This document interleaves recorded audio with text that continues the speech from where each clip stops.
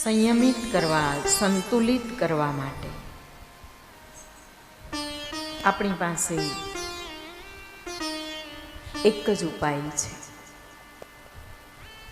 અને એ ઉપાય પણ ફરીથી રિપીટ. આમ જો જોઈએ ને તો હવે આપણી પાસે માત્ર 3 સત્ર બાકી છે અને ત્રીજા સત્રમાં તો આપણે આપણો વિનય ભાવ પ્રગટ કરવાના છીએ. એટલે માત્ર અત્યારનું અડધું બાકી છે અને પછીનું 1, એટલે આટલો જ સમય આપણી પાસે રહ્યો છે. એટલે આ છેલ્લો સમય હોય ને એમાં આપણે જે કંઈ કર્યું છે ને એની સમરી એકઠી કરી લેવાની હોય છે. હવે સંક્ષિપ્તમાં જે કંઈ છે એને નાની નાની નોંધ, કન્ક્લુઝન. એટલે ફરી પાછી એક વાત કહું છું, રિપીટ. આમાં રિપીટેશન આવે કે 3 ગુણોને સંયમિત સંતુલિત કરવા માટે ભગવત ભજન સિવાય આપણી પાસે કોઈ રસ્તો નથી. એના માટે કોઈ દવા નથી, કોઈ યોગ પણ નથી, કોઈ યોગ પણ એના માટે કારગત નહીં નીવડે. કારણ કે વૃત્તિ જે અંદર છે એ ક્યારેક ને ક્યારેક જાગૃત થશે. ભગવાન સદાશિવે આ ત્રિપુરાસુરના વધના પ્રસંગથી આપણને 3 ગુણ પ્રબળ આપણા જીવનમાં પ્રબળતાથી એક કાર્યશીલ બને છે. એ જરૂરી પણ છે. રામ સાથે લક્ષ્મણ ના હોય, ભરત ના હોય, શત્રુઘ્ન ના હોય તો, આપણી અંદર આ 3 ગુણ ના હોય તો એ હોય, એના વગર આપણું અસ્તિત્વ ના હોય. પરંતુ એ હોય તો કેવા હોવા જોઈએ?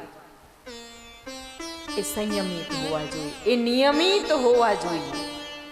આપણને જ્યારે જરૂર પડે ત્યારે સતોગુણ દેખાડીએ. એમ નહીં કે વાંદરાઓ દેખાય અને આપણો સતોગુણ બહાર આવી ગયો, કે કેળા નાખ્યા, રોટલી નાખીને, ભાત નાખીને, અમદાવાદના થેપલા ઉલાર્યા.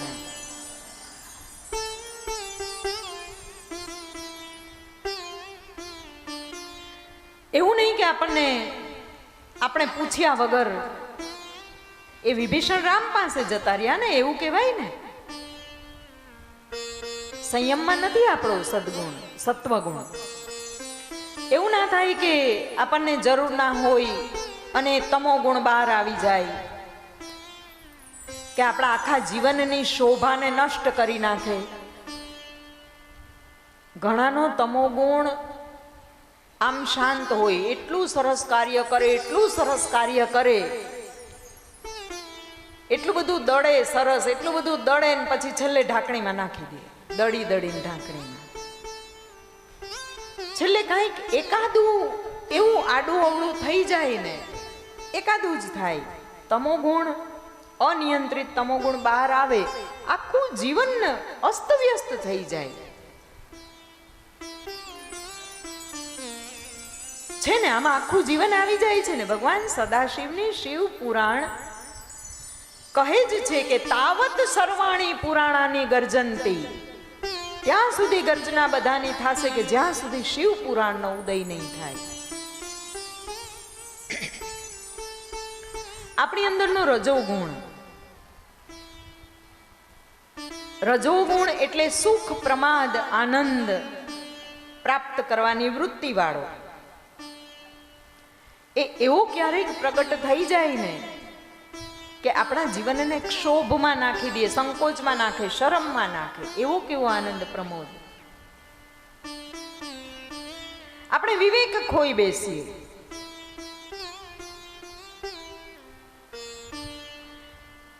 જેનો રજોગુણ સંયમમાં હોય ને એને એટલી તો ખબર પડે કે કયા સમયે ક્યાં કયું આપણું સ્વરૂપ રૂપ કરીને જવું. અરે હદ તો ત્યાં થઈ ગઈ કે મંદિરોમાં તકતીઓ લગાવવી પડી કે ટૂંકા કપડાં પહેરીને આવવું નહીં.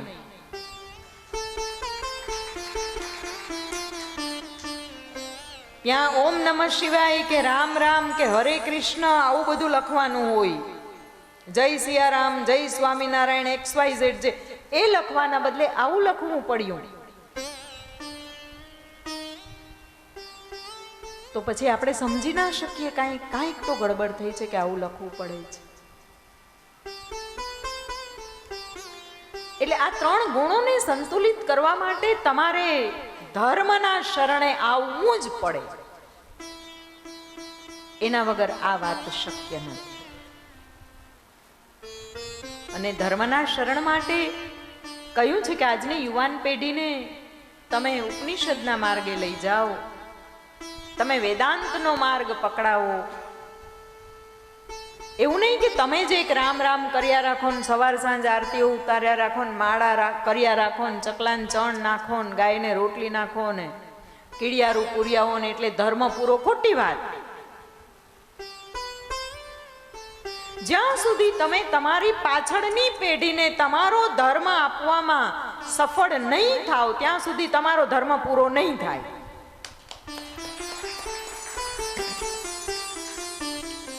તમારે ધર્મ પૂરો કરવો છે ને તો પાછલી પેઢીને આપો, કોઈ પણ પ્રકારે આપો. નાના બાળકને કડવી દવા ના પીતું હોય તો તમે કેવા પ્રયત્નો કરો છો? એમાં ઘણું બધું ઉમેરો છો. ના ઉમેરી શકો તો છેલ્લે આંગળી એના મોઢામાં નાખો કે જેથી મોઢું બંધ ના કરે, પછી પાવ છો. કરો, તમારા હકનો ઉપયોગ કરો. કે મારું ઘર છે, મેં મારા કર્મથી બનાવ્યું છે, આટલું તો થવું જ જોઈએ. તમારો હક વાપરો ને. વીટો પાવર છેલ્લે તમારા હાથમાં જ છે. જ્યારે આપણે હક વાપરવા ક્યાંક બીજે જઈએ. અદ્ભુત છે, અદ્ભુત છે. ના, આટલું થવું જ જોઈએ. તમે જો તમારી જાતને ધાર્મિક છો એવું કહેવડાવવા માંગતા હો અથવા તો તમે પોતે તમારી ધાર્મિકતાનો સ્વીકાર સન્માન કરવા માંગતા હો તો તમારી પાછલી પેઢીને આ ધર્મનો વારસો આપો. અને એ આપવામાં જો તમે નિષ્ફળ નીવડો તો તમે ધાર્મિક નથી એવું સ્વીકારી લેવું પડે. કોઈ સરળ માર્ગે લઈ જાઓ ને. તમે શું કરવા તમારી ક્રિયામાં એટલા બધા ઇન્વોલ્વ રહો છો, 24 કલાક એટલા બધા બિઝી કે બાળકો પાસે 15 મિનિટ કલાક બેસીને વાત કરવાનો સમય છે?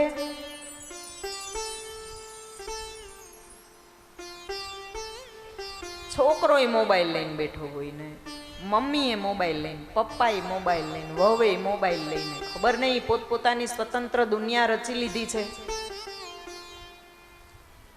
તારકના 3 પુત્રોએ 3 નગર વસાવ્યા. આપણા ઘરના પહેલા તો બેઠકો હતી નહીં ઘરમાં, હવે તો મોટા મોટા સોફાઓ થયા અને બેઠકોમાં બેઠા હોય બધા સાંજે શાંતિથી, પિન ડ્રોપ સાયલેન્સ હોય. પણ આમ જાહેરમાં બેઠા હોવા છતાં પણ દરેક પોતપોતાના નગરમાં હોય. અમૃતભાઈ, પોતપોતાના નગરમાં. કોઈકનું નગર રજસ હોય, તમસ હોય, કોઈક કમલાક્ષ, કોઈક વિદ્યુન્માલી, કોઈક તારકાક્ષ. અને એટલા માટે કંઈક એવો એક ક્રમ નક્કી કરો. બધા આ સંપ્રદાયો છે ને એને ક્યારેક હું સાંભળું છું કે આ આમ છે ને આ સંપ્રદાયો નુકસાન કરે છે ને આમ કરે છે ને તેમ કરે છે ને, પણ હું એને દંડવત કરું છું. કારણ કે કોઈક એક સંપ્રદાયને વરેલો મનુષ્ય છે ને એ કાંઈક એની પ્રક્રિયા ઘરે લઈ આવે છે ને એને અનુસરણ કરે છે. સંપ્રદાય તમને કાંઈક તો શીખવે છે. તમે પુષ્ટિ માર્ગીય હોવ તો એમાં પણ એના કંઈક નિયમો હોય છે. તમે ભગવાન સ્વામિનારાયણના પંથમાં હોવ તો એમાં પણ કંઈક શીખવવામાં આવે છે.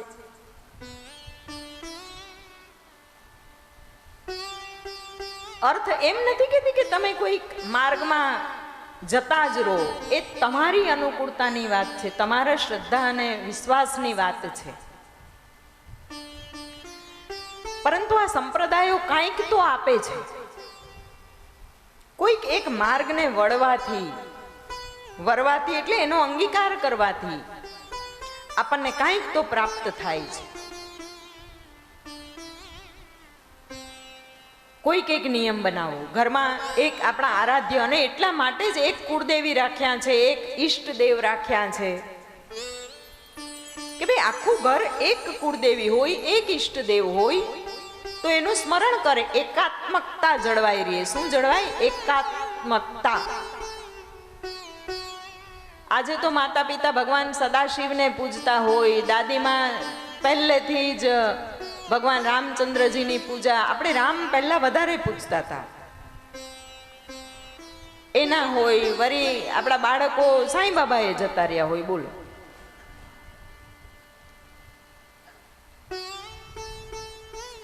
ત્યાં અહીંયા આપણો વિવાદ કઈ થોડો ઓછો છે કે જે ન દેખાય.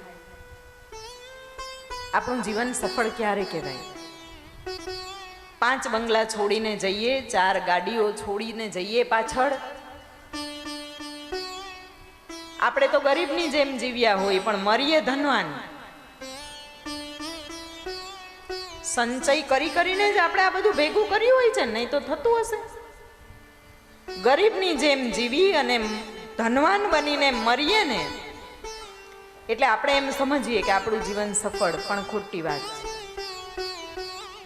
આપણું જીવન સફળ ત્યારે થાય કે આપણે આપણા બાળકોને શાંતિ, સંતોષ, પ્રેમ ક્યાંથી મળે છે, એકાગ્રતા ક્યાંથી પ્રાપ્ત થાય છે, આ 3 ગુણો ક્યાંથી સંતુલિત કરાય છે, આવા આંતરિક ગર્ભિત જે વિવેકયુક્ત બધા સંસ્કારો છે ને, એ આપણે એને આપી જઈએ ને, ત્યારે એમ કહેવાય છે કે આપણું જીવન સફળ થયું. આ બધું નહીં હોય તો તમારા 5 બંગલા 10 ગાડી, તો એ 5 વર્ષમાં સીતારામ કરી દેશે.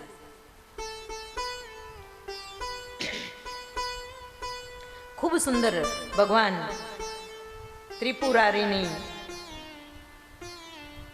ત્રિપુરાસુરની આ કથા શિવ મહાપુરાણમાં તો એક કથાઓ જો આના પછી જાલંધરનો વૃત્તાંત લઈએ તો કેટલો અદ્ભુત છે. પરંતુ આ ત્રિપુરારીની જ્યારે વાત આવી છે તો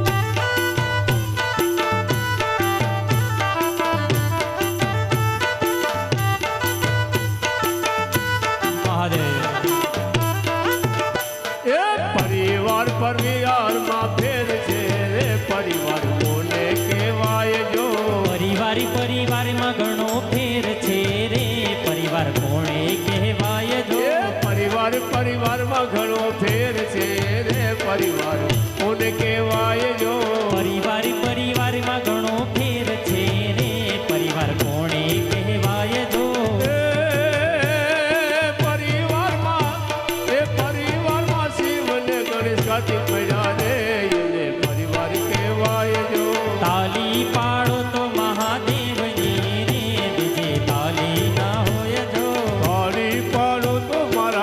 નાથની રે બીજી કાળી ના હોય જો મહાદેવ જય ભોળાનાથ મહાદેવ હર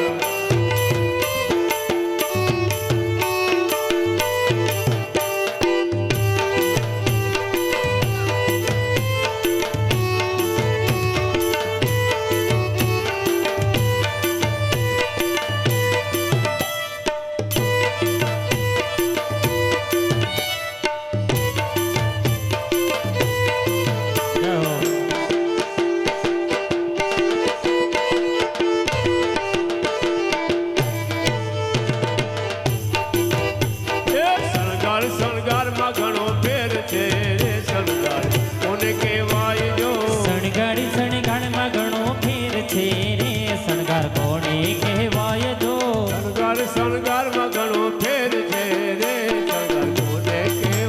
જો શણગારમાં ઘણો ફેર છે રે શણગાર કોને કહેવાય જો એ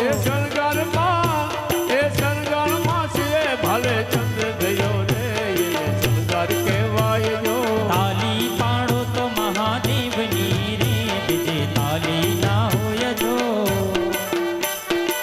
જય મહાદેવ મહાદેવ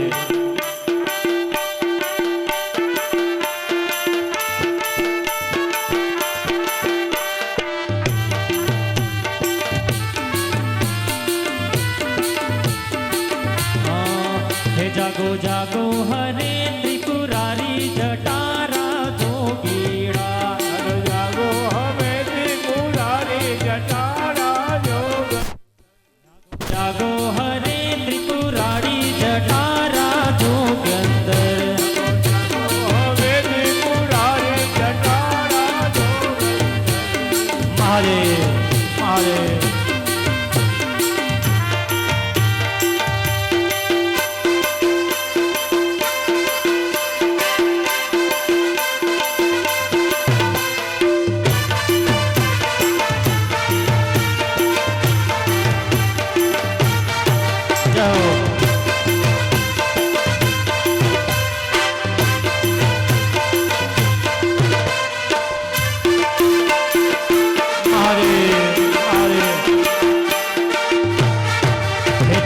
पशुपति कहवाणा छो પશુપતિ કહેવાના हे मूंगा पछूती केमरी हाणा છો ઓલા પશુથી કેમરી સારા हे तारे नंदी पर असवारी जटारा जोगीड़ा નંદીએ પડ્યો મારે જટારા જોગંદર हे जागो जागो हे जागो जागो जागो हे जागो जागो हरे त्रिपुरारी जटारा जोगंदर જાગો જાગો હવે ત્રિપુરારી જટારા જોગંદર महादेव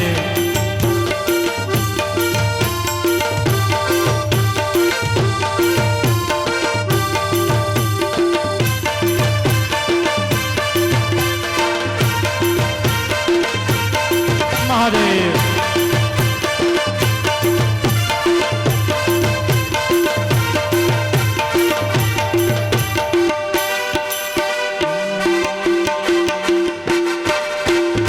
महादेव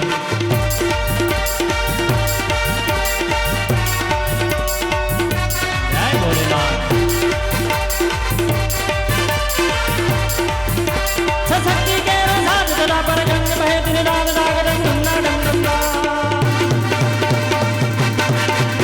सशक्ति के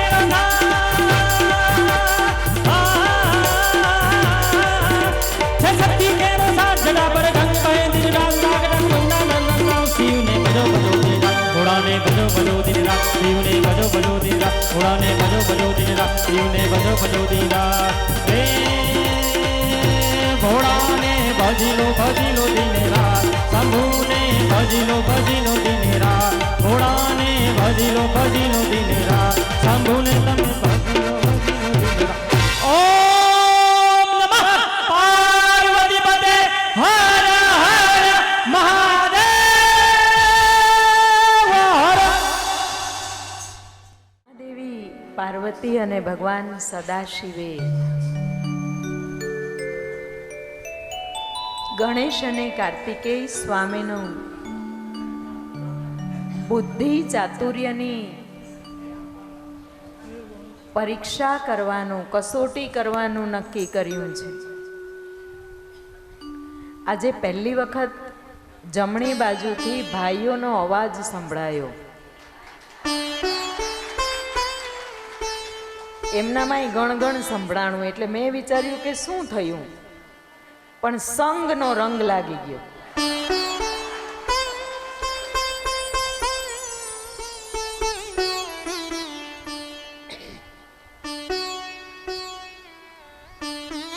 ભગવાન સદાશિવ અને પાર્વતીજીએ ગણેશ અને કાર્તિકેય સ્વામીને બોલાવ્યા છે અને આજ્ઞા આપી છે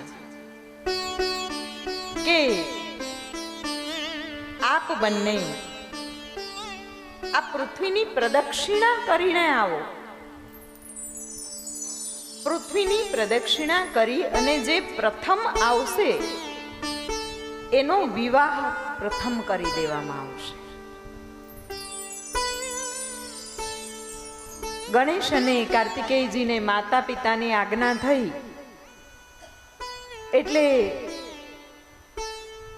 આજ્ઞા પાલન કરવા માટે કાર્તિકેયજી તત્પર થઈ ગયા અને તત્પર થયા કે તાત્કાલિક એમણે તો એનું વાહન મયુર લીધું, માતા પિતાને વંદન કર્યા અને વંદન કરી અને મયુર પર પૃથ્વીની પ્રદક્ષિણા અર્થે પ્રયાણ કર્યું. ગણેશજી વિચારે છે, જો આપણે તત્વ સમજવાનું છે, છેલ્લે કથા આપણને ખબર જ છે એટલે અહીંયા એ વર્ણન નહીં કરીએ કે વાહન આવું હતું, નાનકડું હતું ને પેટ મોટું હતું ને ના. ગણેશજી મહારાજે એની માતાએ આપેલો ઉપદેશ એમને યાદ આવ્યો અને ગણેશજી ત્વરિત નીકળી ના પડ્યા, પરંતુ એમણે થોડીક ક્ષણ માટે વિચાર્યું, માતા પિતા માટે એક આસન તૈયાર કર્યું, આસન પર માતા પિતાને નિવેદન કર્યું કે આપ અહીંયા બિરાજો, બેઠા છે. માતા પિતા બેઠા પછી એમને નમન કરી એમના ચરણોનું પ્રક્ષાલન કર્યું, એમની પૂજા કરી. શિવ અને પાર્વતીની પૂજા ગણેશજીએ કરી. આમ પ્રથા શું છે? ગણેશનું પૂજન કરવાનું, પણ અહીંયા ગણપતિએ પૂજન કર્યું છે. જ્યારે કાર્તિકેય સ્વામીને ભગવાન સદાશિવે પોતાના અંશ રૂપે પ્રગટ કર્યું એટલે માત્ર ને માત્ર પુરુષથી એક જીવનું નિર્માણ થાય અને એ જ રીતે સતીએ એટલે મહાદેવીએ પણ એક જીવનું નિર્માણ કર્યું કે ભાઈ એવું નથી કે માત્ર પુરુષ જ જીવનું નિર્માણ કરી શકે, નારીઓ પણ કરી શકે છે. એટલે નારીએ પણ એક ગણેશનું સર્જન કર્યું. અને આપણે જે કથા જોઈ ગયા ને વિગ્રહની, એ વિગ્રહની કથા બીજી કાંઈ નહોતી. ભગવાન સદાશિવે વિચાર્યું કે જો આવો જ દ્વંદ્વ થતો રહેશે કે પુરુષ એની રીતે મન ભાવે એમ કરશે, પ્રકૃતિ એની રીતે મન ભાવે એમ કરશે, તો આ નિર્માણ ક્યાંય થવાનું નથી. એટલે ભગવાન સદાશિવે એ શક્તિના અંશ પ્રબળ હતો, એમાં મસ્તક ભગવાન સદાશિવે પોતાનું સ્થાપ્યું. એટલે કે પુરુષનો અંશ અને પ્રકૃતિનો અંશ એમ સાથે જ્યારે મળે અને જેનું નિર્માણ થાય એને કહેવામાં આવે છે ગણેશ. ના એકલા પુરુષ, ના એકલી સ્ત્રી, કોઈ સમોવડિયું નહીં, કોઈ કોમ્પિટિટર નહીં, સમાનતાનો હક સ્થપાયો. અને ગણેશ સ્થાપન એટલે જ્યારે નર અને નારી સમાન ભાવથી કોઈ કાર્ય વિચારે, કે છે કે ભાઈ ગણેશ સ્થાપી દો. ગણેશ સ્થાપવું એટલે શું? તો કાર્યમાં વિઘ્ન નહીં આવે. ભાઈ ઘરના જે નર નારીઓ છે ને એ પહેલા એક મત કરી લો એટલે વિઘ્ન નહીં આવે. એનું તાત્વિક મહત્વ છે. આ ભગવાન સદાશિવે કાર્તિકેય સ્વામીમાં આવી કોઈ કથા ના આવી. ભગવાને ગણપતિજીને આગળ રાખ્યા છે, કારણ કે બંનેનું સમાન મહત્વ સ્થાપ્યું છે આ જગતની અંદર, આ સંસારની અંદર. આ સંસાર છે ને તો આ જગત છે. સાંભળજો, તમે બાલ બ્રહ્મચારી હોવ કે સંન્યાસી હોવ, પણ સંસારમાં તો રહેવું જ પડે છે. ભલે સહજીવન ના હોય પણ તમારું અન્ય સાથે તો જીવન હોય જ છે. એટલા માટે આ સંસારની મર્યાદા આમાં સ્થાપવામાં આવી છે. ગણેશ એનું નામ છે. બંનેનો સમાન ભાગ, સ્ત્રીનો, પુરુષનો. પુરુષ પ્રકૃતિ, એને કહેવામાં આવે છે ગણેશ. ભગવાન સદાશિવ અને પાર્વતીજીનો વિવાહ થયો, હિમાલય રાજને ત્યાં ગયા હતા ભગવાન જાન લઈને, ત્યારે ગણેશ પૂજન તો થયું હતું. મેના અને હિમાલયે જ્યારે એક મત સ્થાપ્યો, બાકી તો મેના દેવી ભગવાનને જોઈ અને ત્યાં ઢળી પડ્યા હતા.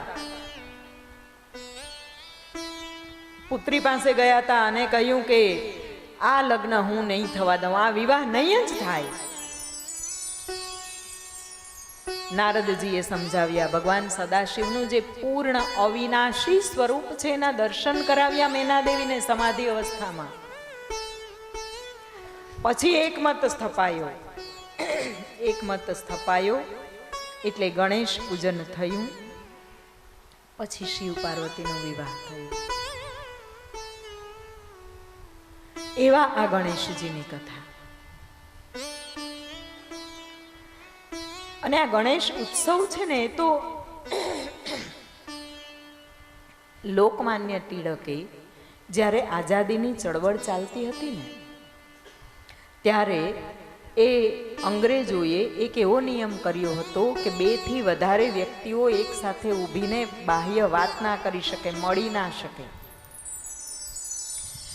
એટલે ધર્મના આધારે ક્રાંતિકારીઓ મળ્યા અને ગણેશ પૂજન કર્યું. અર્થાત કે એકબીજાના વિચારોને પ્રબળ મજબૂત બનાવ્યા અને દેશ માટે મરી ફીટવાની, દેશ માટે કંઈક કરવાની ભાવનાને જાગૃત કરી.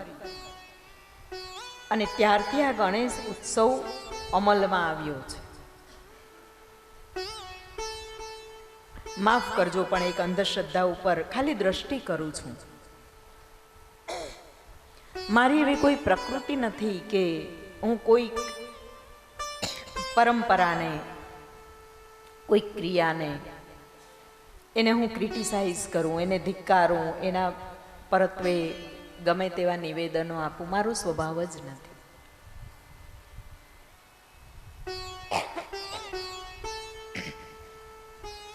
પરંતુ માત્ર એક દ્રષ્ટિ આપું છું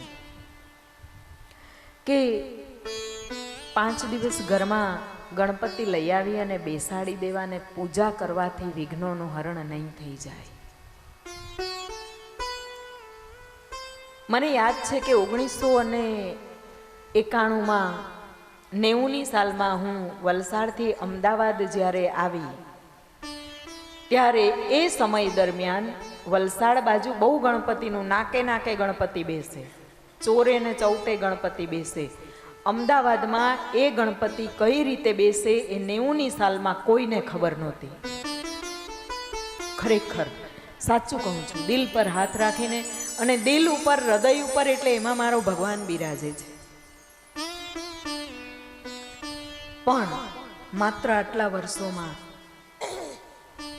ઘરે ઘરે આ ઉત્સવ થવા લાગ્યા છે.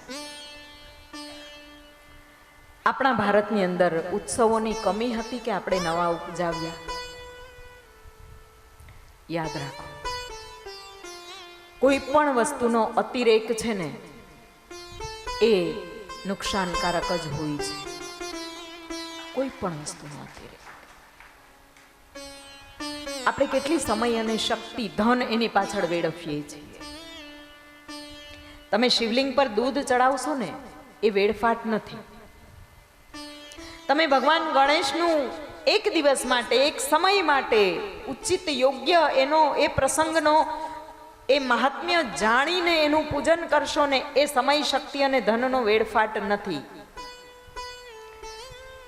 પણ એમાં જે એડ ઓન થયા રાખે છે ને, ઉત્તરોત્તર વધારો થયા રાખે છે ને, એ આપણા માટે નુકસાનકારક છે, આપણા બાળકો માટે નુકસાનકારક છે.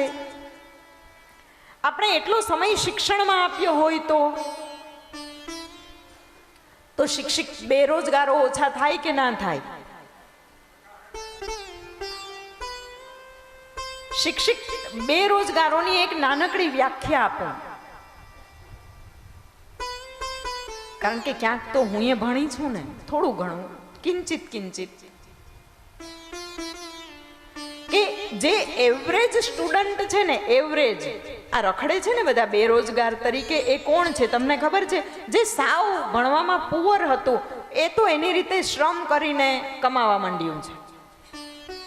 જે ટોપર હતા એ પણ બધા લાગી ગયા.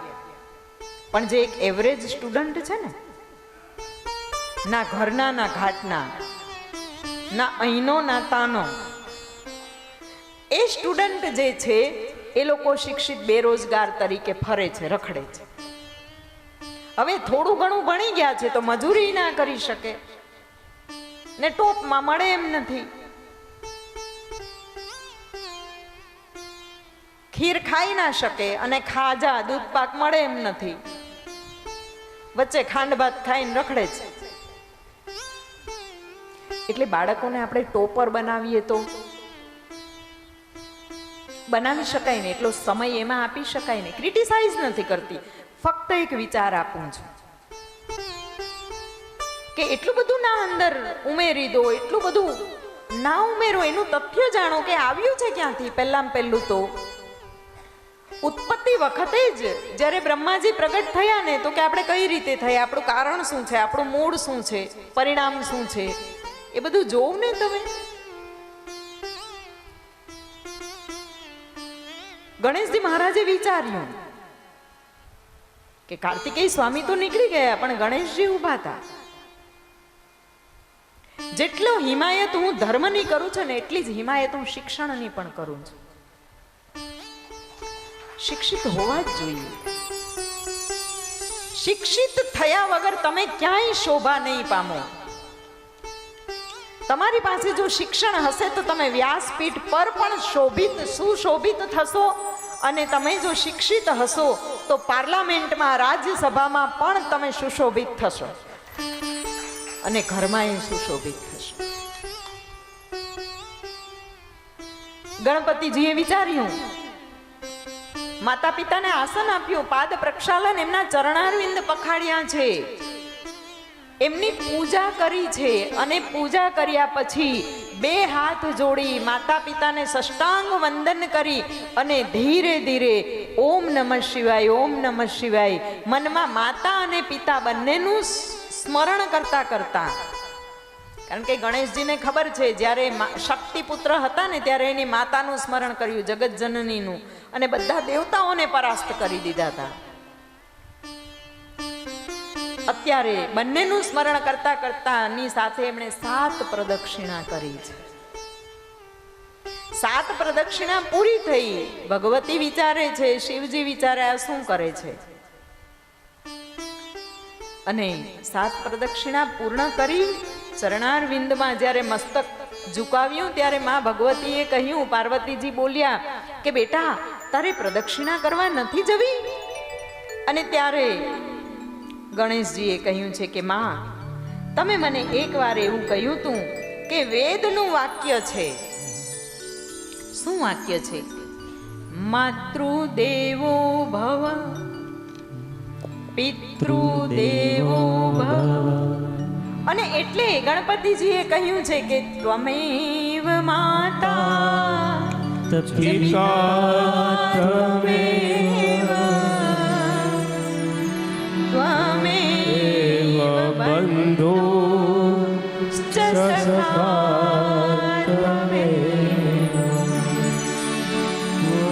ત્વમેવ વિદ્યા દ્રવિણં ત્વમેવ ત્વમેવ સર્વ મમ દેવ દેવ.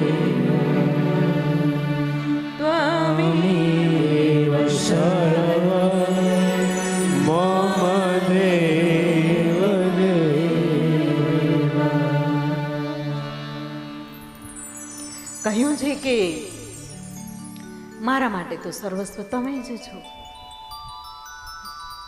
ઘરના દેવલાઓને મૂકીને બહારના દેવલાઓને પૂજવા જાય, એના બહારના દેવતાઓ એને આશીર્વાદ આપતા નથી. ગણેશજી પરીક્ષામાંથી પાસ સૌથી પહેલા આવી ગયા. કાર્તિકેય સ્વામી તો હજી પ્રદક્ષિણા કરે છે અને મા અને પિતાએ કહ્યું એ અનુસાર એનો વિવાહ પહેલા કરવામાં આવશે અને એના બુદ્ધિ ચાતુર્ય ત્વરિત નિર્ણય શક્તિથી પાર્વતીજી ખુશ થયા અને વિશ્વરૂપ પ્રજાપતિની 2 પુત્રીઓ રિદ્ધિ અને સિદ્ધિ સાથે એનો વિવાહ નક્કી થયો છે. વિવાહ નક્કી થયો એટલે ભગવાન સદાશિવ અને પાર્વતીજીએ આમંત્રણ મોકલવાનું ચાલુ કર્યું. આમંત્રણ મોકલાયું એટલે વૈકુંઠમાંથી વિષ્ણુ આવ્યા. ભગવાન વિષ્ણુ આવ્યા અને સાથે એ માં લક્ષ્મીજીને લઈ આવ્યા. ગણપતિના લગ્ન છે, ગણપતિને જ બેસાડો. દેવતાઓ આવે છે. પ્રથમ શ્રી ગણેશ બેસાડો રે મારા ગણેશ ધુંધારા. ગણેશ ધુંધારાને મોટી ભાદેવારા. ગણેશ દુર્ગા મોટી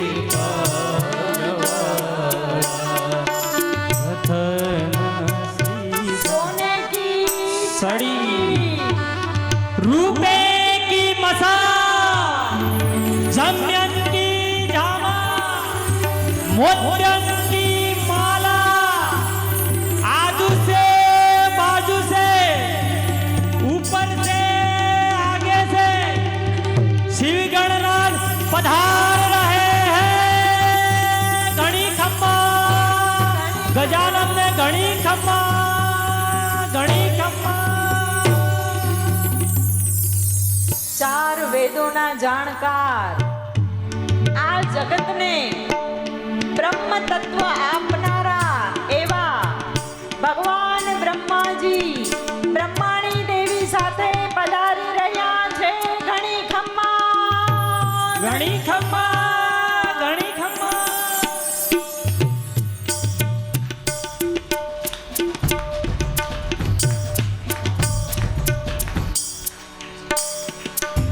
ઓમ નમઃ શિવાય હરિ ઓમ નમઃ શિવાય.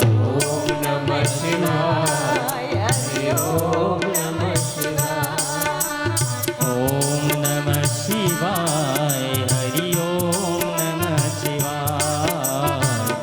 ઓમ નમઃ શિવાય હરિ ઓમ નમઃ જટા ઓમ નમઃ શિવાય હરિ ઓમ નમઃ શિવાય. ઓમ નમઃ શિવાય હરિ ઓમ નમઃ શિવાય ઓમ નમઃ શિવાય હરિ ઓમ નમઃ શિવાય. ઓમ નમઃ શિવાય હરિ ઓમ નમઃ શિવાય ઓમ નમઃ શિવાય હરિ ઓમ નમઃ શિવાય.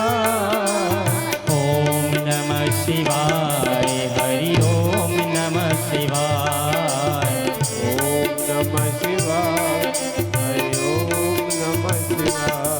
સાદે બ્રહ્માજી આવ્યા બ્રહ્મણી આવ્યા.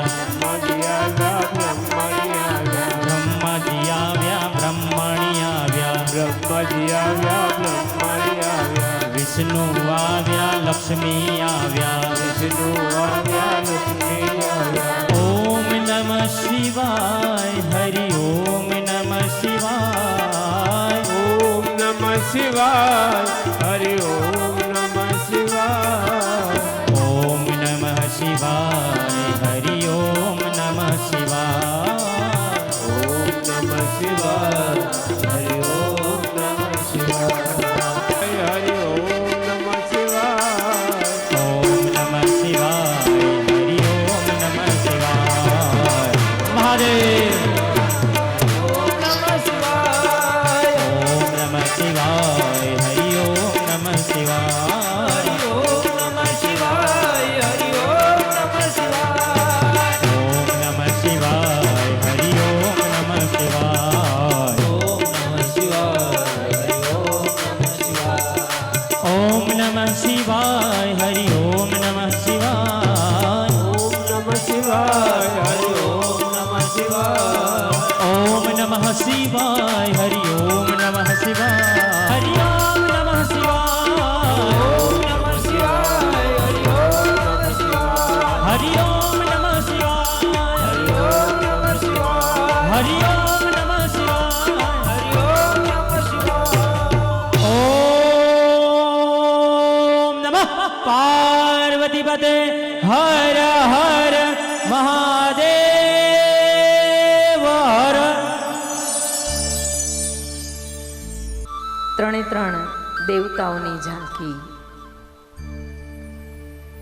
અને અહીંયા જો આપણું વાતાવરણ આટલું દિવ્ય થઈ જતું હોય તો વિચારો કે જ્યારે વાસ્તવિક આ ઘટના આ પ્રસંગ બન્યો હશે ત્યારે શાસ્ત્રમાં વર્ણન છે કે દેવતાઓ ગંધર્વો બધા નૃત્ય કરતા હોય છે.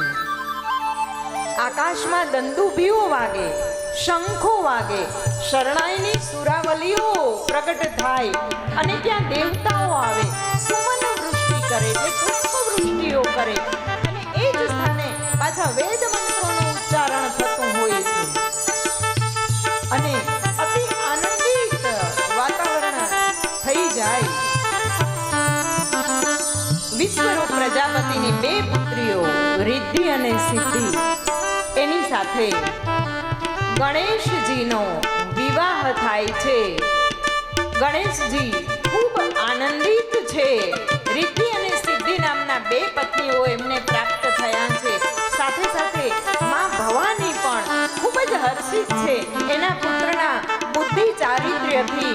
અને એ સમયે આવેલા બધા જ દેવતાઓ, બધી જ દેવીઓ અને ઋષિ મુનિઓ, જો ભગવાન સદાશિવને ત્યાં વિવાહ છે એટલે બધા જ આવે અને આવે ને એટલે આનંદ ઉત્સવ થાય. આપણે પણ જ્યારે હવે ધીરે ધીરે આપણે સમાપન તરફ જઈ રહ્યા છીએ ત્યારે આપણે પણ આવો ને આનંદ ઉત્સવ કરી લઈએ.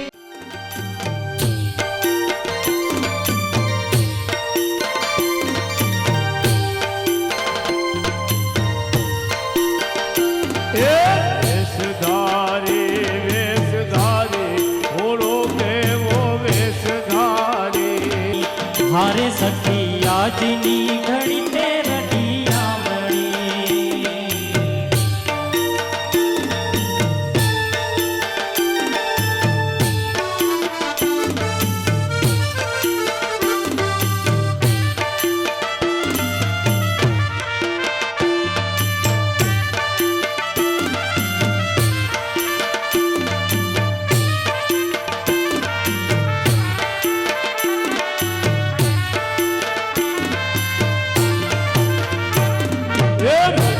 હળવા તું હળવો હળવો હાલજો રૂખડ બાવા તું હળવો હળવો હાલજો અગરવાને માથે રે રૂખડીયો જરૂરિયો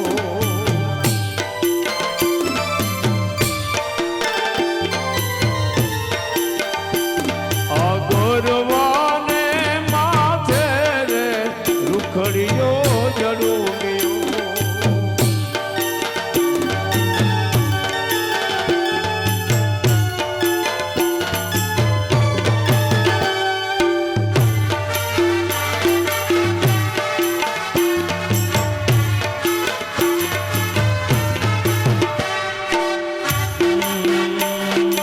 આજની ઘડી તે રટિયામણી હારે સખી આજની ઘડી તે રટિયામણી હારે માલો વાલો આવ્યો ને વધામણી જીરે વધામણી જીરે આજની ઘડી તે રડિયામણી હારે સખી આજને ઘડી રડિયામણી બ્રહ્મા બ્રહ્માણી આવ્યા હારે સખી બ્રહ્માણી આવ્યા આ બ્રહ્મા બ્રહ્માણી આવ્યા હારે સખી બ્રહ્માણી આવ્યા એ સાથે આવ્યા વિષ્ણુ લક્ષ્મી માતરે ધીરે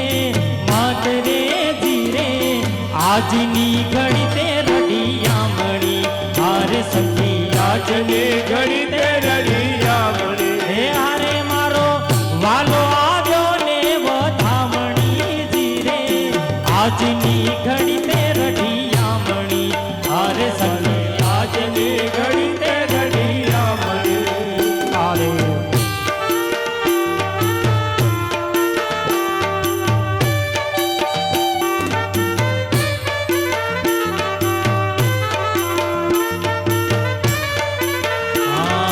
વિષ્ણુ આવ્યા ને સાથે લક્ષ્મીજી આવ્યા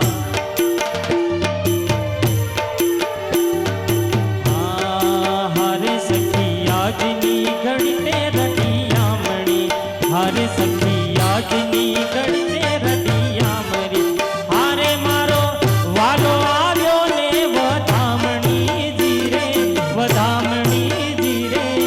આજની ઘડી તે રડિયામણી હારે સખી આજની ઘડી તે રડિયામણી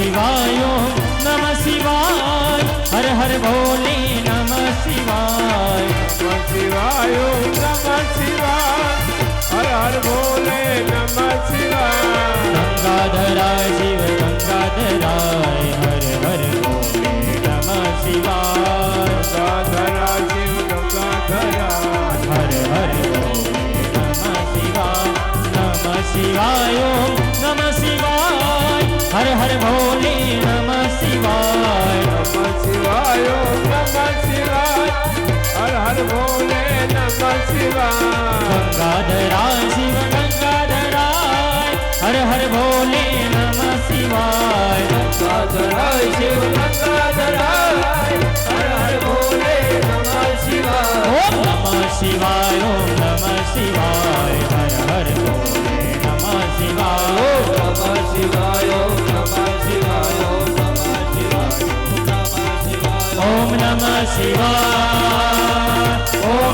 શિવાય ઓમ નમઃ શિવાય ઓમ નમઃ શિવાય ઓમ નમઃ શિવાય ઓમ નમઃ શિવાય ઓમ નમઃ શિવાય ઓમ નમઃ શિવાય ઓમ નમઃ શિવાય ઓમ નમઃ શિવાય ઓમ નમઃ